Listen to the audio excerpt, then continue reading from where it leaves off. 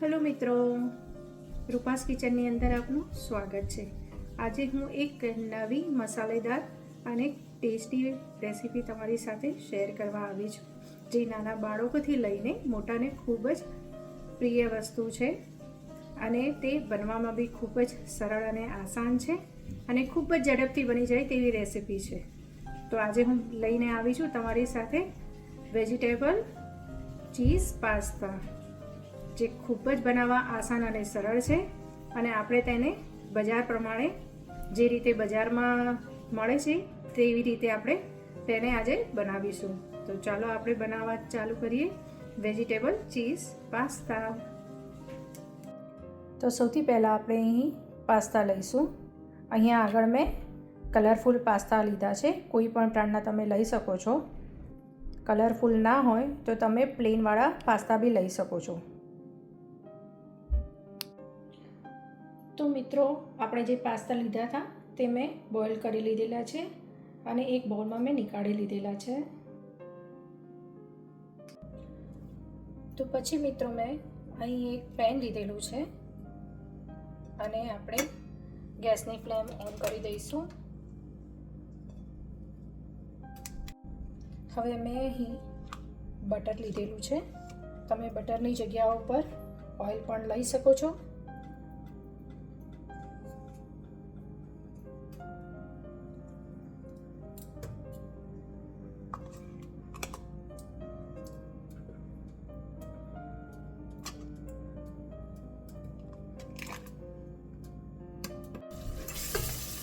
અહીં આપણું બટર ગરમ થયું છે। હવે અહીં અંદર મેં ચોપ ઓનિયન લીધેલી છે, એક ઓનિયન લીધી છે, તેને મેં ચોપ કરી લીધી છે, તે હું એમાં એડ કરીશ।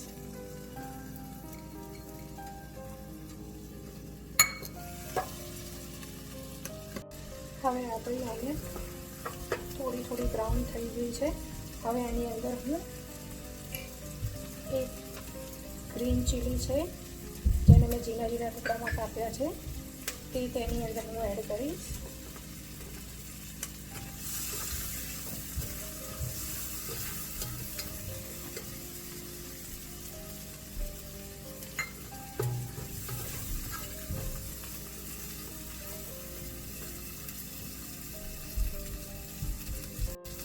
હવે મેં એક અડધું કેપ્સિકમ લીધું છે, તેને ઝીણા ટુકડાઓમાં કાપેલું છે, હું તેને એડ કરીશ।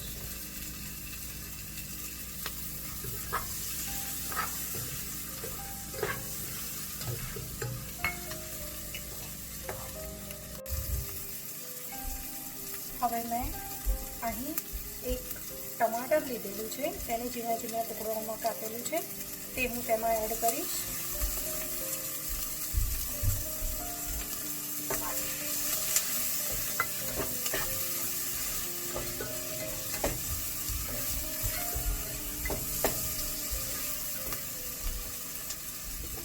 ગેસની ફ્લેમ થોડી સ્લો રાખીશું।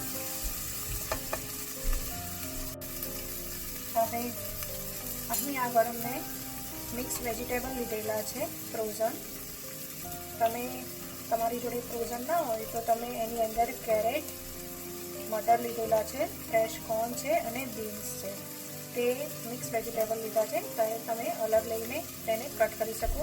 અને મેં અહીં આગળ ફ્રોઝન લીધેલા છે, તે હું તેમાં એડ કરીશ।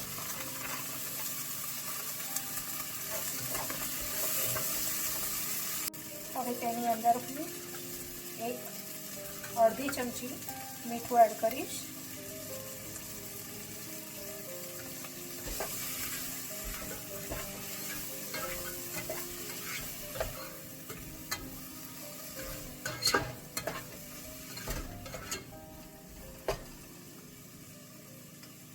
હવે તેની અંદર હું એક થોડું પાણી એડ કરીશ અને એને થોડી વાર માટે આપણે ચડવા દઈશું।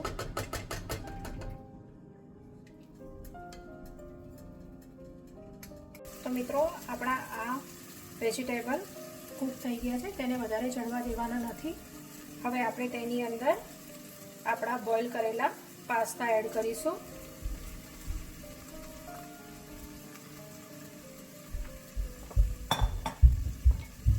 હવે અહીં આગળ મેં શેઝવાન સોસ લીધેલો છે, કોઈ પણ બ્રાન્ડનો તમે લઈ શકો છો. હવે આપણે તે એડ કરીશું. મેં અહીં આગળ 2 ચમચી લીધો છે, તમે ટેસ્ટ પ્રમાણે એને વધારે ઓછો કરી શકો છો.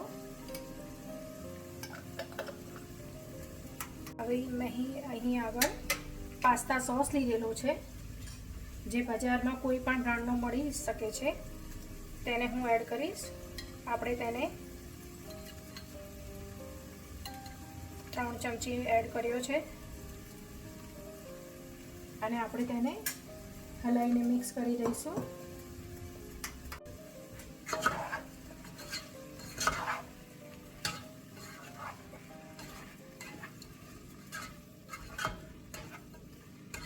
તો તમે અહીં દેખી શકો છો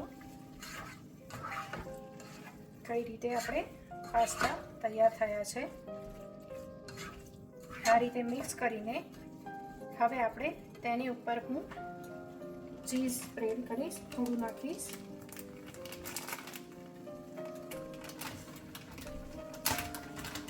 મેં અહીં આગળ તૈયાર જે ચીઝ છીણેલું મળે છે તે લીધું છે. તમે ચીઝ આખું હોય તો તમે તેને છીણીને અંદર એડ કરી શકો છો. આપણે તે એડ કરીશું. તો અમે દેખો અહીં આપણા પાસ્તા બનીને તૈયાર થઈ ગયા છે.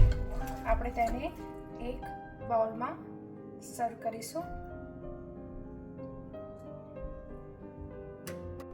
તો દોસ્તો, આ આપણા પાસ્તા પ્લેટમાં તૈયાર છે.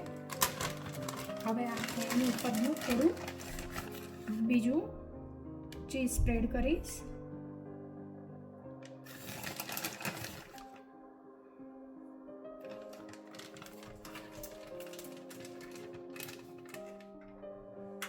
તો મિત્રો, આપણા આ વેજીટેબલ ચીઝ પાસ્તા બનીને તૈયાર થઈ ગયા છે. ખૂબ જ સ્વાદિષ્ટ અને સુંદર દેખાય છે. તો તમને મારી આજની આ રેસીપી કેવી લાગી તે કોમેન્ટ બોક્સમાં મને જરૂરથી શેર કરજો. એકવાર બનાવીને તમે જરૂરથી ટ્રાય કરજો અને તમારા મિત્રો સાથે બી શેર કરજો.